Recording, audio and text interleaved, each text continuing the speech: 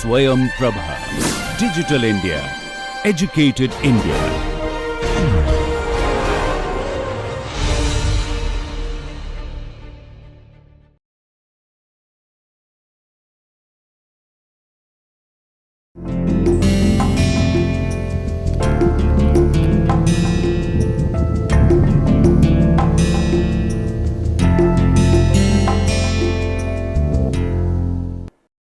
Hello, welcome to the fourth session of the second week of our course Product Lifecycle Marketing Management Part 2, in which we are discussing product lifecycle management.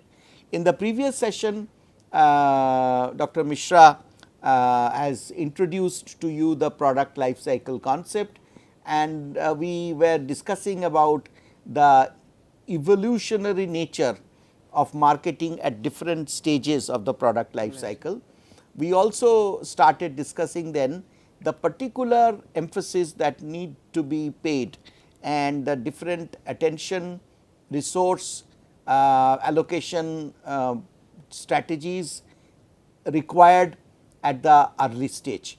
So, today I think Dr. Mishra will continue on the finer points about the marketing strategy needs at the early stage, at the introduction stage.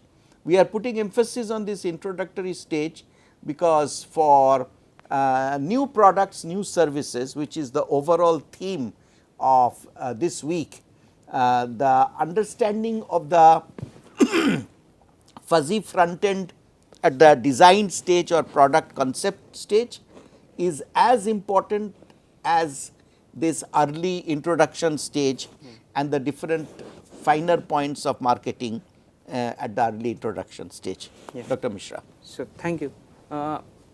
We started talking about the introduction stage, and the introduction stage we have talked about the characteristics of this introduction stage, like you have technical problems, you are ramping up your production facilities so that you cater to the needs of the market, and you are filling your dealers inventory and the push pull strategy and in this entire thing you will see that you have to resolve the technical issues or whatever the problems are there in this, and you have to incur probably a lot of resources in promoting the product. So, these were some of the important characteristics of the introduction stage, and now I would like to introduce this choice probably, or I mean like whether you should enter into the market as the first one or probably you should be the follower. So, there is a lot of debate in the academic community whether the one who basically enters into the market first, commonly known as a first mover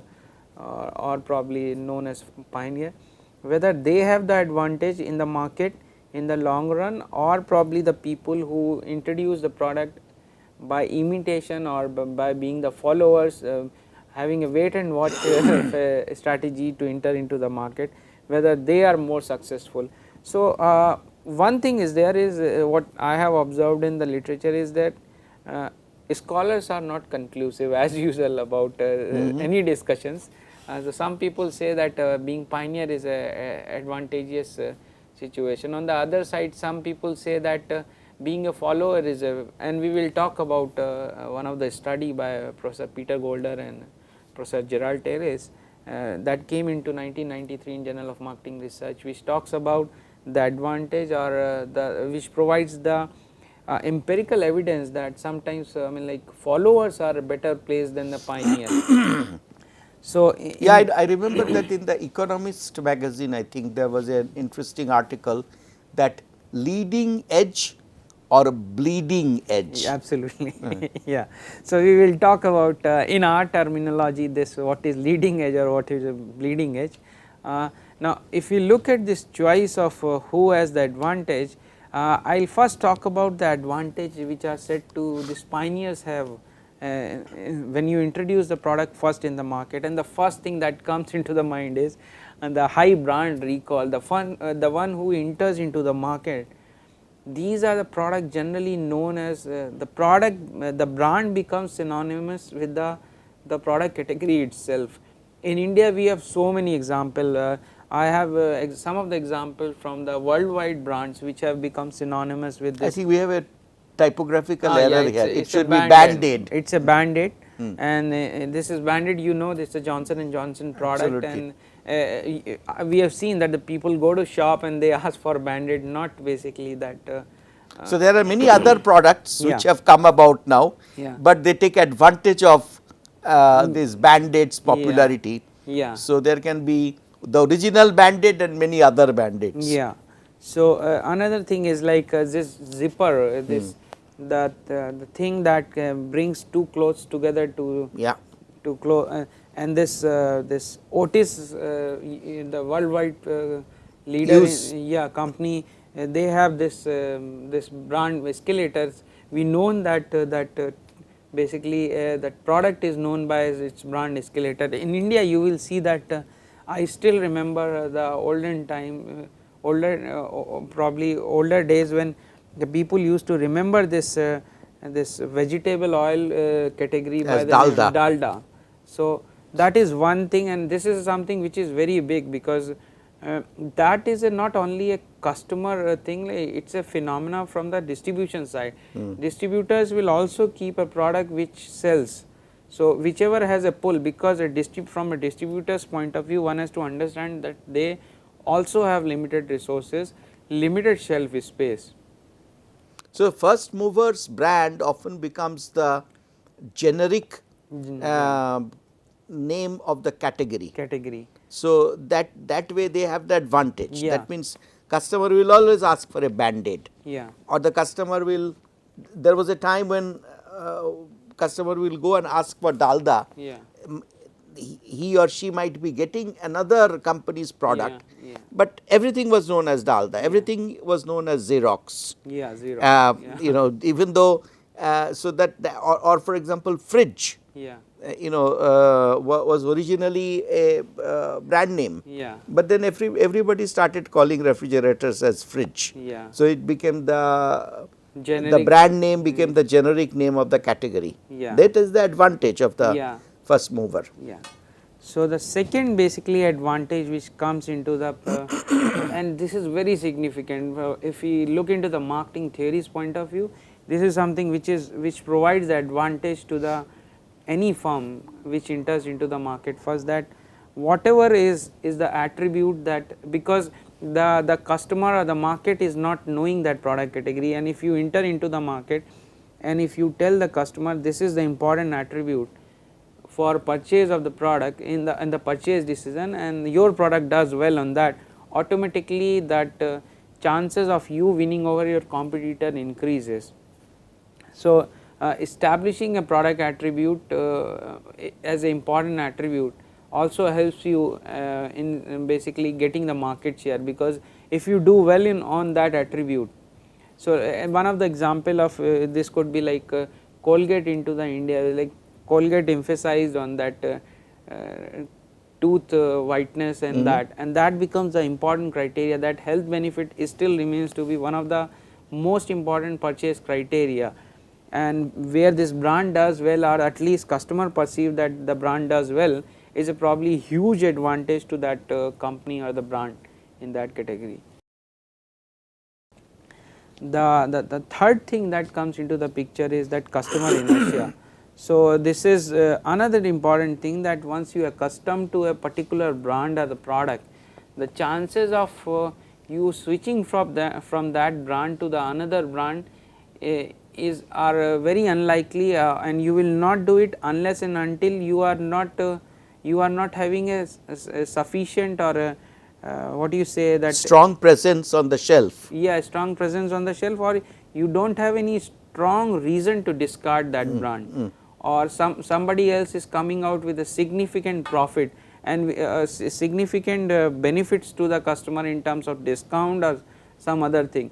So a customer will not buy another competing brand of the vehicle unless and until he just for the sake of 2 kilometers of more mileage claim, or 5. But it may, as you pointed out earlier, that sometimes you can induce your dealers by giving them extra commission to create that push to replace a prominent brand. Yeah. So usually people will go and ask for Dettol, but if either Dettol has not been able to cope up with the distribution challenge and is not present in a tier 2 city, then the customer may look for another category, another brand, but almost they will buy it as if it is Dettol, though it is just another antiseptic liquid.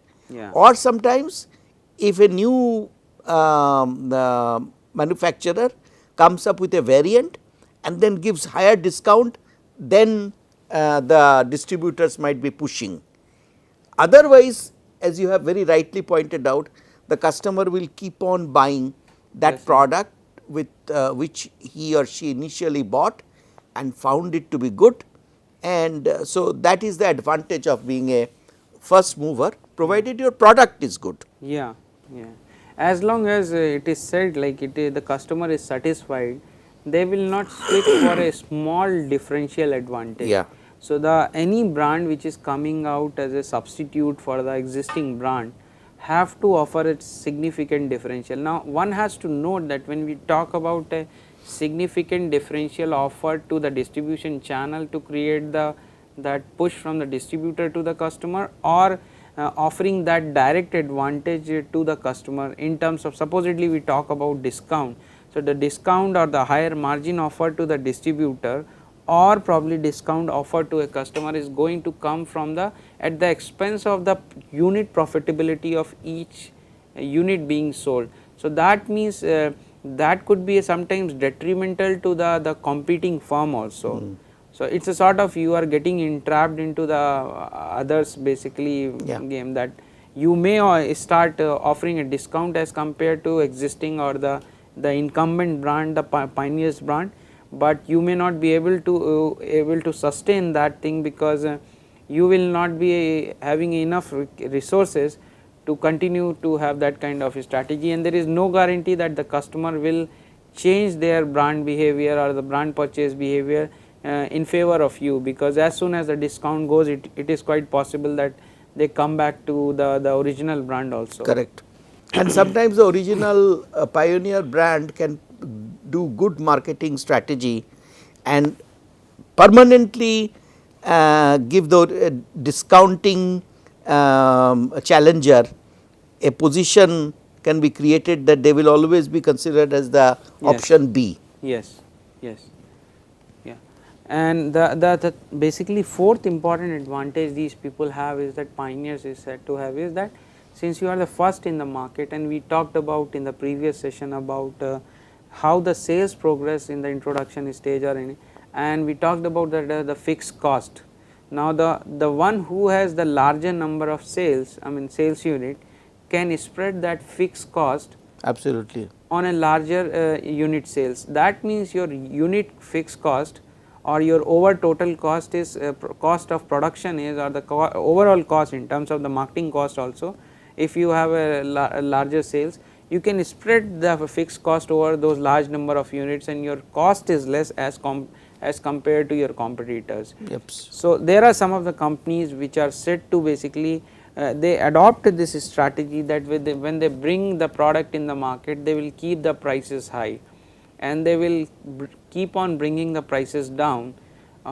Probably Texas Instrument follow in some of the product category this kind even of Apple for their iPhone they follow this. So their cost goes down as they reach on the higher levels of the production.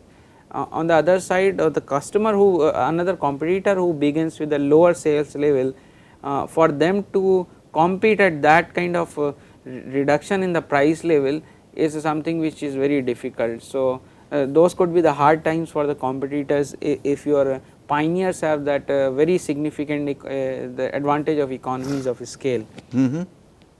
And then yes, you can have the technological leadership which you have talked about, that if you bring the product, you are synonymous with probably the pride or the prestige of being the first in the market, and then you are seen as basically a leading brand or the leading company in the technological area. So these are some of the advantages which are present with the first mover. There are certain disadvantages which are also attached with the first mover. One of the most significant disadvantage which is said to exist is that crude products. So, when you bring the products in the market, and it is observed that the products generally come, I mean all the finer points have not Yes. been worked out. So, it Worked. is still have this some a little bit of prototype characteristics. Yeah. So, so whatever you might have done in the lab level, it will happen that that you might have tested the product at the laboratory level, but the actual market conditions, the uses condition, or the way customer uses a product might be different from what has been specified or what has been tested or designed, and in that case the product may not do that well in the initial stages. I mean Also some new product developers, they I mentioned this chasm. What happens is that the early adopters or the pioneer buyers, they are a little bit more tolerant for the cosmetic features or aesthetic features. They are more interested in the technological performance or functional or utilitarian performance. And so, they would like to have the latest phone, Yeah. they would like to have the latest laptop, and in these cases the company which has come up with that product might not have paid enough attention to the rounding of the edges or the color or the feel or the weight and so on. And what happens is that good pioneers, they have this continuous improvement Yes. planned as versions Yeah. right in the beginning. Yeah. But if on the other hand they have not planned for it, then they will be at a disadvantage, because as you have the other category which we will look at, this fast follower, they will come and they will come up with some Yes. rapid cosmetic improvements Early leaders. which will endear them to the customer. Yeah. So, the Japanese used to do that very often. Yeah. Like the original breakthrough products came in America, but the American products were not that finely value engineered, not as good in quality yield as the Japanese products. So, the Japanese products were followers, but they scored in the market Yeah. Yeah.